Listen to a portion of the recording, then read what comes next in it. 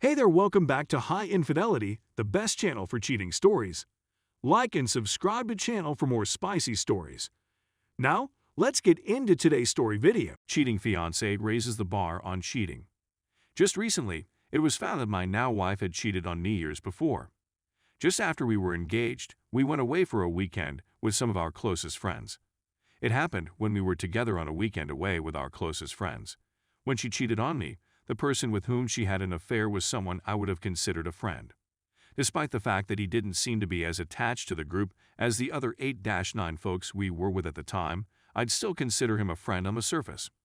Furthermore, he is the brother of one of my wife's closest friends, who happened to be in town this weekend as well as me.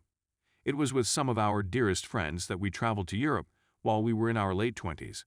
This was something that we did on a regular basis as a group. We'd been drinking and socializing throughout the day and early evening.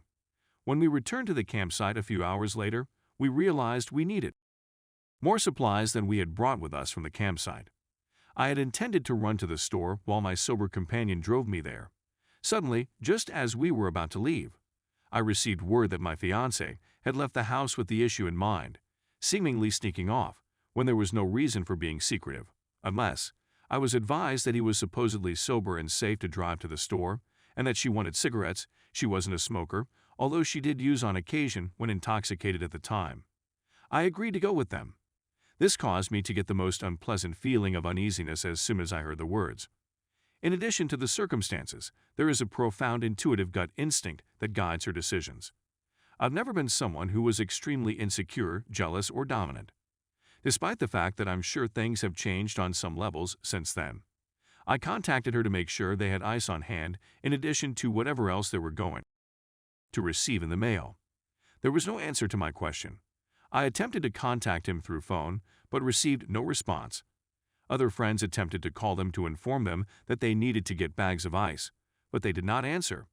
By then, it was clear that I wasn't the only one who suspected a problem. Disquiet could be seen on her and my friends' expressions after many attempts to contact each of them had failed.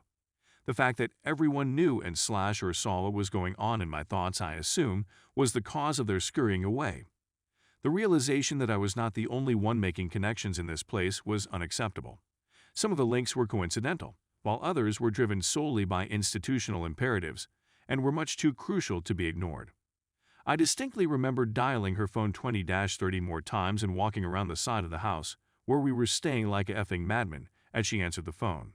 It seemed like I went from having a lovely time with my closest friends to living in a horrific dream with nothing to base my choices on other than unanswered phone calls, institutions, and the looks on the faces of a couple of our friends when their phone calls were also ignored.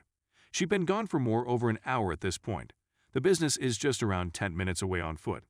Again, this occurred years ago. I was just made painfully aware that she did, in fact, cheat that night, which she affirmed by stating so but then playing dumb on the facts and fumbling on the excuses for why those information are too foggy to reveal.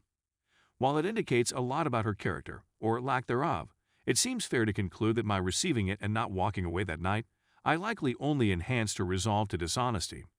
When she returned, I confronted her, he discreetly dropped her off, and went so she wouldn't have to face me the rest of us after what they had just done. After failing to communicate that night, I retreated inside my thoughts and consumed massive quantities of whiskey and THC in an attempt to alleviate this terrible sensation. I'll never forget waking up the following morning with her next to me, understanding it wasn't all a horrible dream. If my suspicions are correct, this lady is the world's most sociopathic ever, doing what I believe she did and then laying in bed next to me the same night. Even though I put myself into denial, I always knew something horrible had happened, but I shut it off in my head. Probably as a weak protection mechanism.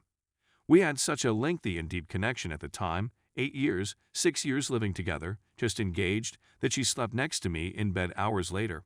I couldn't get my brain around the idea that she was capable of doing anything that outlandish, so I convinced myself that the reason it appeared so incredibly unintelligible and messed up was because it was all in my imagination. I gradually convinced myself that I had recalled an exaggerated version of events for whatever reason, but in the days and weeks that followed, I continued contacting her about it. I was told I was incorrect, that I was insane for even considering it. That was the story from the minute she returned after betraying me so shamelessly until days ago, when it rose to the surface, to the point where I was informed I am a crazy for making such claims. She even brought it up while we were hanging out with her friend his sister, saying, "Can you believe he thinks I'd genuinely do anything like that? Come on." I'll never forget how he used his sister as a pawn to conceal her conduct from me and persuade me I was insane. She kept it a secret from her friend until I found out for sure. If I were this buddy, she'd be dead to me. He avoided me like the plague after that, and I told myself that it was because he had heard of my suspicions and, being innocent, he didn't want to become involved. He told his pals that he was afraid of me, should have seen it for what it was. I'm curious as to why. It's worth emphasizing that this person was conceited and a well-known womanizing narcissist. He even boasted about prostitutes and having a high-priced coke habit. While sharing this will almost certainly make me look even more insane for not running as far away from her as I could that night, even though I was there for it. It seems fictional when I write it down. This dirtbag even bragged to all of the guys when we were busting his balls hours before that he is in fact such a legit that he is likely littered with STD and / or HIV from all of the unprotected he had. This is the real kicker. We joked about his remark with my fiancé and his sister that day, so she was completely aware of what he said yet chose to cheat on me with him. The specifics of how far it progressed are unknown. There was no intercourse, according to her and another individual with whom he related the account. But, although it's fair to say I'm an idiot, I'm not dumb enough to tolerate anything less than they're engaging in the most disgusting and humiliating types of unprotected. It would be absurd to suppose she couldn't accomplish it all if she was capable of achieving what she did. This piece of human garbage is one of those stereotypical D-bags that personifies the caricature of an arrogant misogynist who believes his money elevates him above all others. His funders are rather immaterial in this context, since I did do well myself.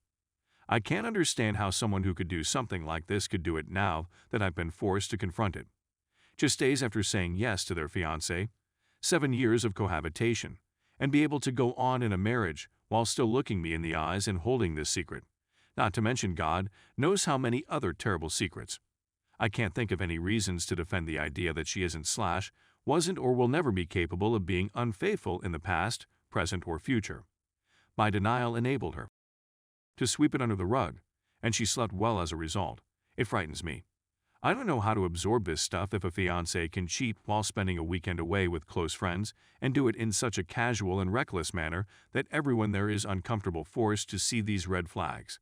All of the characteristics I believed characterized a strong-willed person were, in fact, features of someone who does whatever they want, whenever they want with little regard for the effect on others. Particularly when we were in our 20s and alcohol was involved. Not talking whenever she did anything I didn't think was okay, or even when I thought something was wrong. Merely for adultery, she just denied it, and when denying doesn't work due to witnesses and collateral damage, she just calls me crazy and buries the memory till, in some situations, she has persuaded herself she didn't do anything wrong. For a long period, I suffered with despair and the effects of gaslighting. I